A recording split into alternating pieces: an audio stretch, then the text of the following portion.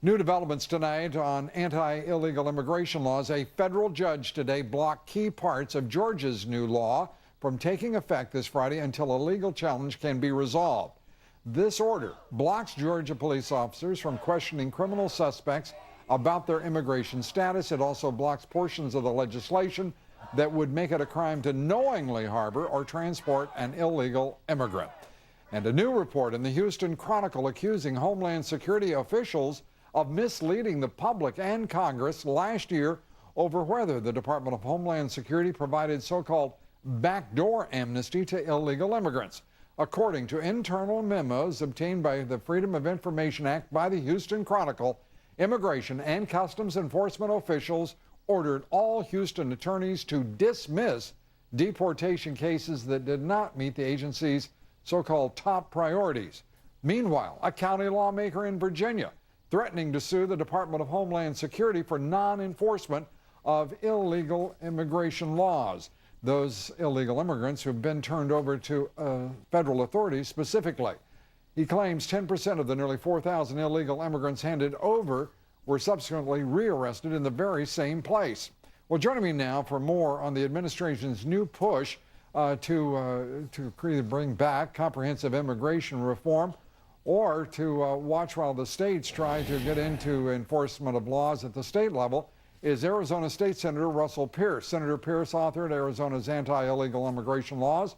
Part of the 2010 law is on hold pending a review by the Supreme Court. Senator, great to have you with us.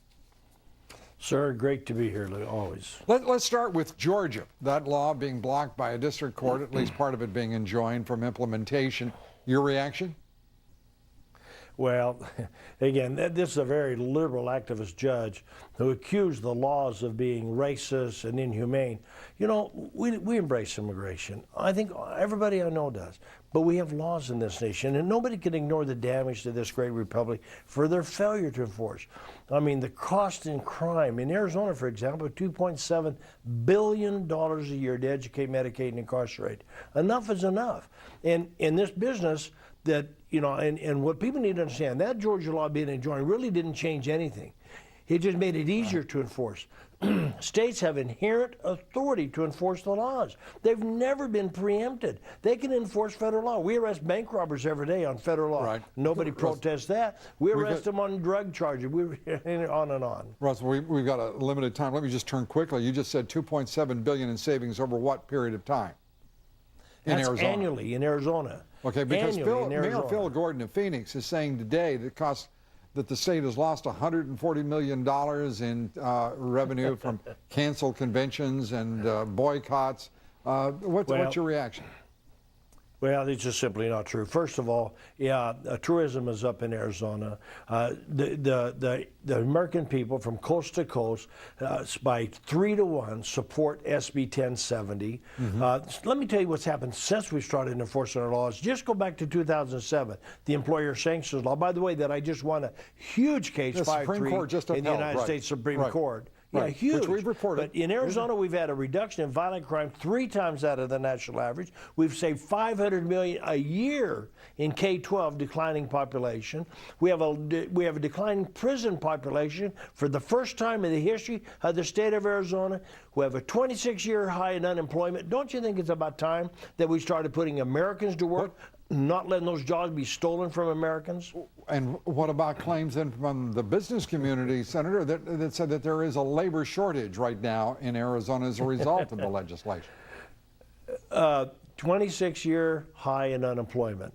Millions, we have a 9% unemployment rate in Arizona, which is nationally. There is no labor shortage. You know, let the free market work. And the free market does work if we get to it. But we're hooked on cheap labor, you know, and of course the open border crowd who don't care about the laws. But it's profits over patriotism. And the recall effort that is now underway in Mesa against you, and I understand it's being led by somebody from outside your district. Right. Well, it's led by an immigration attorney and a guy that is a failed Democrat for the U.S. Senate. And you know what? They have a right to that. I've been elected 16 times. I'm 60 in my district. I'm born and raised there. People know me. What's interesting, this recall is really about me keeping my promises.